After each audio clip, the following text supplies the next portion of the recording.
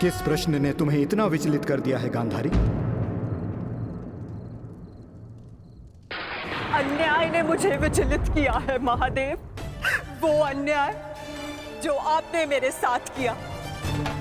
मेरे 100 पुत्रों के वरदान को 100 पुत्रों के नाश के अभिशाप में बदल दिया है उन पांडवों ने। बोलिए महादेव, बोलिए, ये कैसी नीति है आपकी? ये तो नियति है गांधारी। हर एक के जन्म के साथ उसकी मृत्यु निर्धारित होती है। उसे लेके मनुष्य विचलित हो सकता है, परंतु ना ही ये अन्याय है और ना ही प्रतिशोध का कारण। नहीं महादेव, मैं ना तो यहाँ प्रतिशोध के लिए आई हूँ और ना ही प्रतिकार के लिए। ये एक माता है जो आपके समक्ष खड़ी है, जिसके 99 पुत्रों का निर्दयता से वध कर दिया गया है। उसे केवल एक पुत्र की सुरक्षा चाहिए। मुझे दुर्योधन की मृत्यु नहीं देखनी है। आपका वरदान झूठा नहीं होना चाहिए महादेव। जिसे आपने 100 पुत्र होने का वरदान दिया, वो निसंतान नहीं मरनी चाहिए महादेव। जो हानि मेरी कोख को अब तक हुई है, उसे मैं सह लूंगी, किंतु मेरा अंतिम शेष पुत्र दुर्योधन, मैं आपसे उसकी सुरक्षा मांगती हूँ महादेव। मेरे पुत्र की रक्षा कीजिए महादेव। उसे भीम के प्रहार से बचा लीजिए। पांडवों को अस्त्र देने वाले महादेव, यदि आज मेरे पुत्र को ढाल नहीं देंगे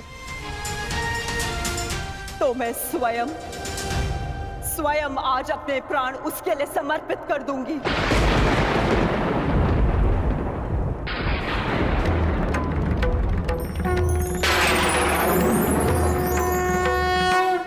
तुमने अपने पुत्र के साथ अन्याय किया है गांधारी।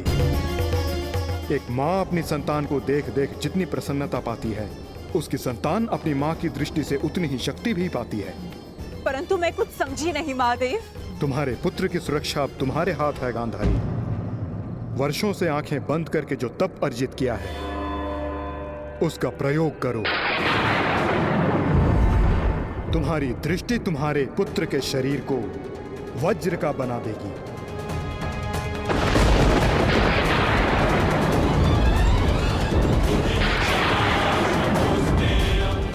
वो वज्र जिसे किसी का प्रहार नहीं तोड़ पाएगा।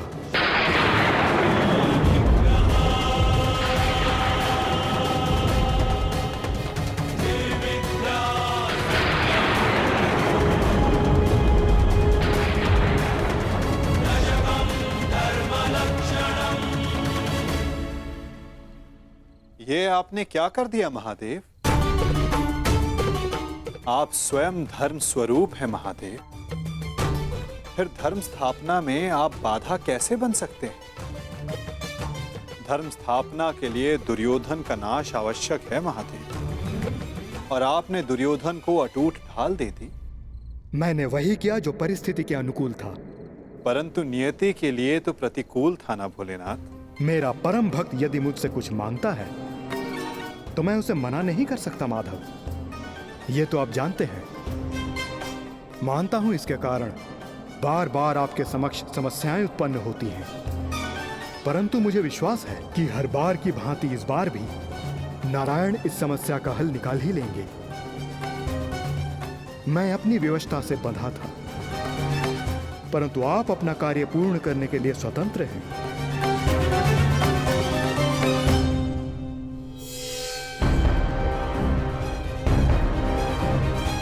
नियति के अनुकूल पर नीति के प्रतिकूल।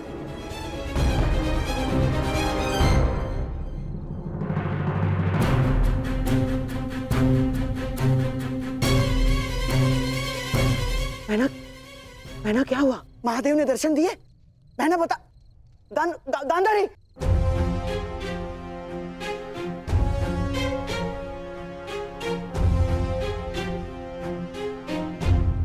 महारानी। दासी, युवराज दुर्योधन से कहिए मैंने उन्हें अपने समक्ष प्रस्तुत होने का आदेश दिया है। तुरंत।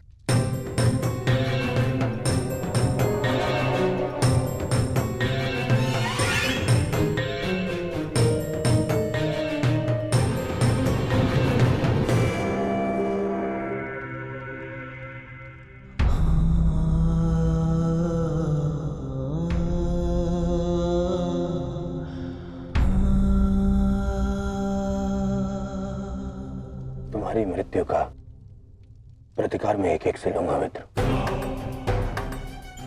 और पांडवों को छोड़ूंगा नहीं, उन्हें तुम्हारे साथ किए गए अन्याय का प्रतिकार चुकाना होगा मित्र।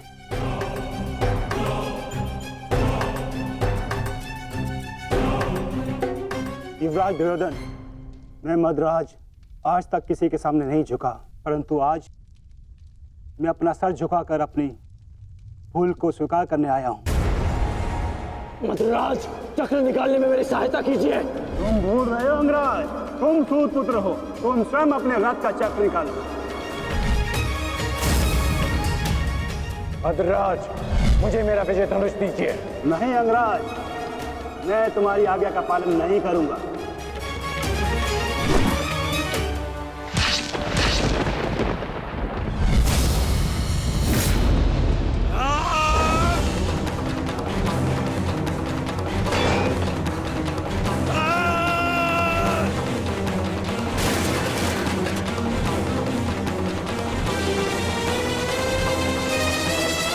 लज्जा नहीं आती है आपको? जिस कर्म को करने के पश्चात मृत्यु मांगनी चाहिए, उसके लिए क्षमा मांग रहे हैं आप। ऐसे कर्म को करने के पश्चात आपका अब साहस कैसे हुआ मुझसे क्षमा मांगने के लिए? चक्र रथ को निकालने में सहायता की होती, विकर्ण को उसका विजय धनुष दे दिया होता तो आज एक धनुर्धारी मरता, परंतु वो कर्ण नहीं अर्जुन होता। आपने अपनी व्यक्तिगत शत्रुता मिटाने के लिए एक योद्धा के कर्तव्य से विश्वासघात किया। मन तो करता है कि वध कर दूं आपको। और आप जानते हैं क्या मद्रराज, ये आपका झुका हुआ सर, ये आपके लिए सबसे बड़ा दंड है।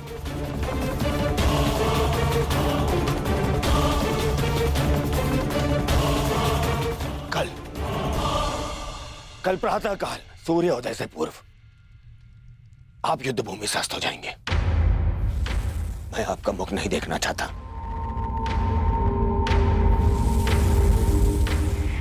मैं कर्ण की मृत्यु का प्रतिशोध लेना चाहता हूं युवराज।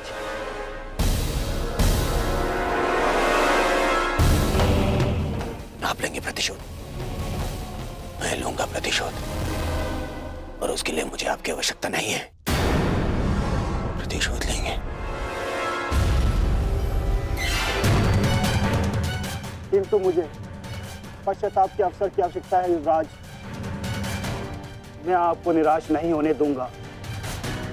महारथी कर्ण का सारथी बनकर जो मैं नहीं कर सका वो मैं अब करूंगा, अपने कर्तव्य का पालन। युवराज की जय हो। महारानी ने आपको इसी समय अपने कक्ष में प्रस्तुत होने का आदेश दिया है।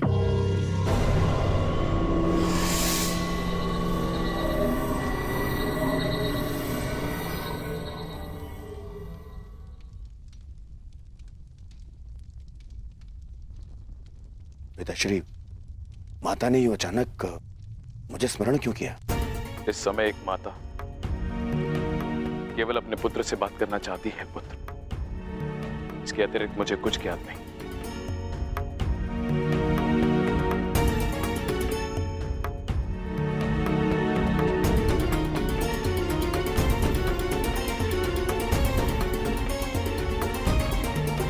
प्रणिपात माता,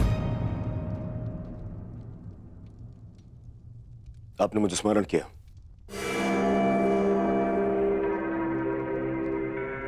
हाँ पुत्र, स्मरण किया,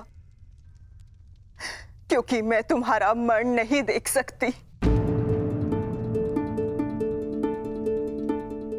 संपूर्ण जीवन तुम्हें केवल एक ही पीड़ा थी ना, कि तुम्हारी माता ने तुम्हें एक बार भी नहीं देखा। स्मरण है दुर्योधन, युद्ध प्रारंभ होने से पूर्व तुमने कहा था, युद्ध से पूर्व एक बार, बस एक बार मुझे अपनी दृष्टि से देख लीजिए माता। आज मैं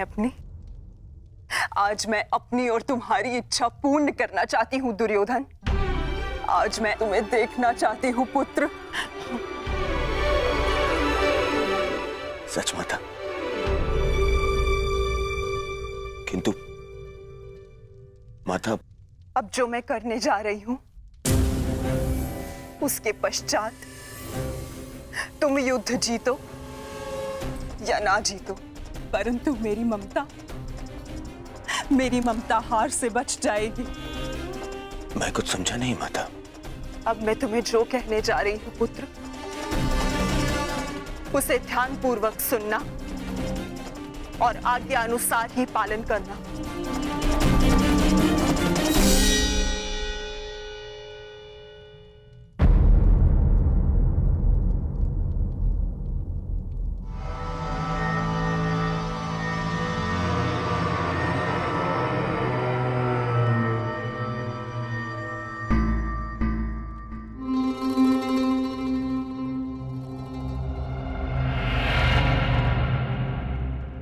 दुर्योधन,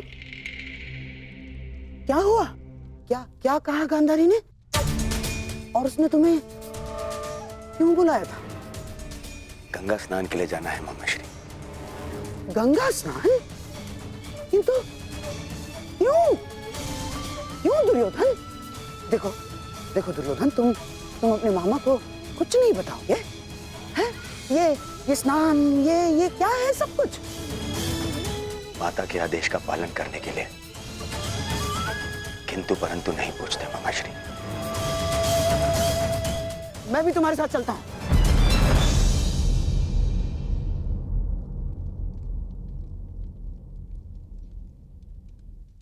नहीं मामाश्री, ये यात्रा मुझे अकेले करनी है।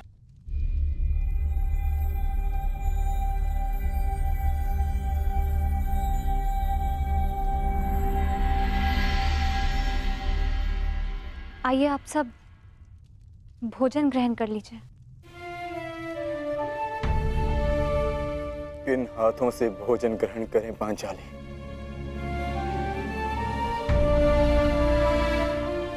इन हाथों से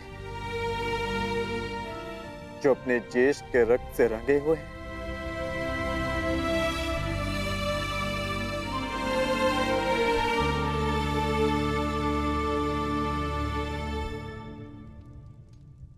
जाओ पार्थ, जाकर विश्राम कर लो। कल प्रातः पुनः युद्ध प्रारंभ होगा और उस युद्ध के लिए सज्ज रहना होगा तुम्हें।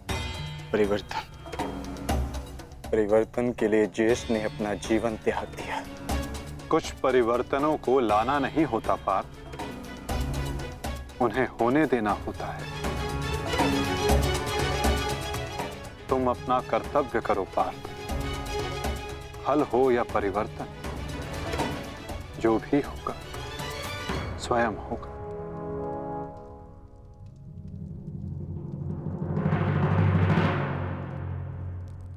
आप कहां जा रहे हैं माधव? कुछ परिवर्तन ऐसे होते हैं पार्थ जिनमें सहायता करना धर्म होता है और कुछ ऐसे जिनमें बाधा डालना आवश्यक। मैं समझा नहीं माता। समझने की आवश्यकता भी नहीं है पार्थ।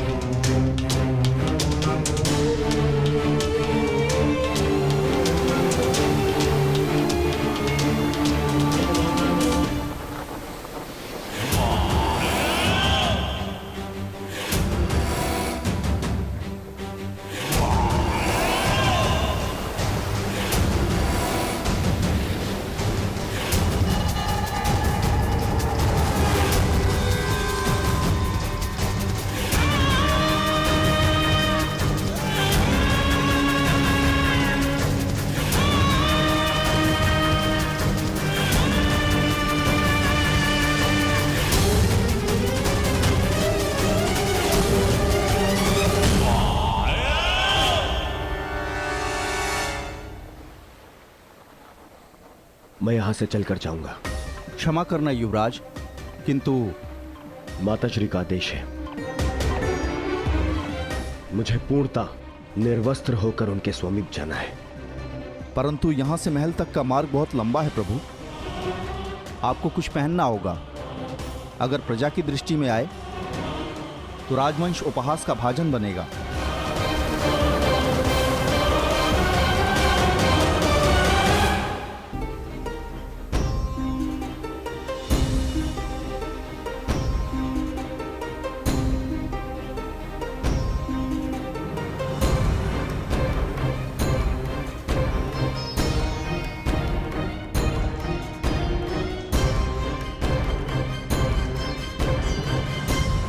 अपने पिता का आदेश नहीं मानता, बहुत बड़ा बुद्धिमान समझता है अपने आप को। क्या कहा था मैंने? बछड़े की डोर हाथ में रखना, समझता नहीं है? बहुत बुद्धिमान है तू। क्या समझाया था मैंने? क्या कहा था मैंने? क्या पूछ रहा हूँ मैं? क्या समझाया था मैंने? ये क्या कर रहे हो? क्यों इस बालक को कष्ट पहुंचा रहे हो? अब तुम कौन हो हमारे बीच में आने वाले? ये मेरा पुत्र है, मैं जो चाहे इसके साथ वो करूं। तुम हमारे मध्य में आने वाले कौन होते हो? मैं हस्तिनापुर का युवराज हूँ। क्षमा करिए युवराज, मैंने आपको पहचाना नहीं, परंतु वास्तविकता ये है कि इसने अपने माता पिता के आदेश का पालन ही नहीं किया। मैंने इसे बताया था, बछड़े की डोर कभी हाथ से मत छोड़ना, सदैव डोर अपने हाथ में ही रखना, परंतु ये नहीं माना। इसने बछड़े की डोर को अपने हाथ से छोड़ दिया और बछड़ा खो गया। अब आप ही बताइए, मैं क्या करूं? परंतु आप इस भांति अर्धनग्न अवस्था में। मेरी माता का आदेश है। देख, सीख इनसे कुछ। हस्तिनापुर के युवराज होते हुए भी अपने माता पिता के आदेश का अक्षरशः पालन करते हैं। धन्य हैं आप युवराज। माता पिता के आदेश का अक्षरशः पालन करना, माता पिता ने जो भी कहा है, जैसा भी कहा है, उस कार्य को उसी अनुरूप करना, कोई आपसे सीखे युवराज। पुत्र, तुम्हारे पिता उचित कह रहे हैं। तुम्हें अपने माता पिता की बात माननी चाहिए।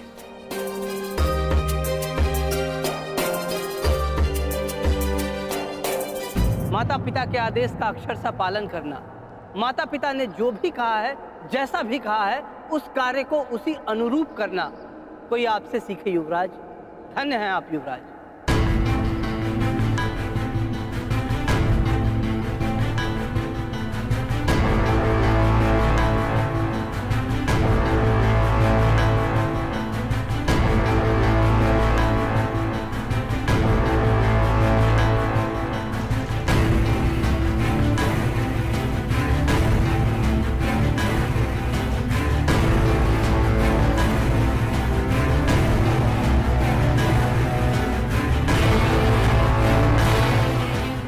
माता के आदेश का पालन कर रहे हो दुर्योधन, परंतु गंगा स्नान के पश्चात यूं वस्त्रहीन क्यों होकर आए हो?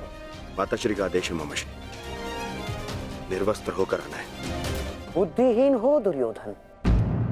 माता के लिए तो बालक ने गर्दन से नीचे भी वस्त्र ना पहना हो तो वो नग्न कहलाता है। और शास्त्रों में भी लिखा है कि युवा होने के पश्चात एक पुत्र ने अपने माता के समक्ष और एक भाई ने अपने बहन के समक्ष निर्वस्त्र नहीं जाना चाहिए। पुत्र पौत्र वाले हो गए हो ना दुर्योधन, न जाने तुम्हें बुद्धि कब आएगी। माता के समक्ष यूं अवघड़ बनकर जाओगे